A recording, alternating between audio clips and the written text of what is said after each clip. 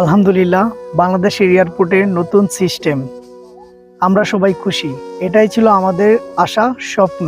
কিন্তু তার আগেই কনভেয়ার বেল্টে এসে গেছে লাগেজ, যা দেখে রীতিমতো অবাক অনেকে। জাস্ট নাও এইমাত্র আমি আসলাম। হ্যাঁ, একটা পেলাম, আর একটা হয়তো লোডিং এই জায়গায় আছে। বাংলাদেশ এয়ারপোর্টের সার্ভিসটা দেখে সত্যি অবাক হয়ে গেছি।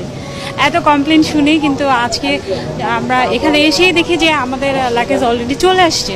17 বছর ধরে আমি সৌদি আরব করি, আমি আসি যাই, কিন্তু এইবার যা পাইলাম আলহামদুলিল্লাহ ভালো হয়েছে। আগে তো অনেকটা সময় লাগতো, অনেকটা ঝামেলা হতো, এখন মোটামুটি ভালো। মালগুলো যখন আমরা বেল্টে আসে তখন যারা এখানে ছিল ওরা মোটামুটি ভালো সার্ভিসই দিছে, যে আসতেছে ভাই অপেক্ষা করেন বা এই বেল্টে যান, এখানে যান, না ভালো লাগলো। এইবার নিয়ে 5 বার, এই 5 বারের মধ্যে এইবারই প্রথম এরকম হইল। প্রবাসীরা বিমানবন্দরে নেমেই যে সমস্যায় পড়েন তা হলো বাইরে অপেক্ষায় থাকা প্রিয়জনদের সাথে যোগাযোগের।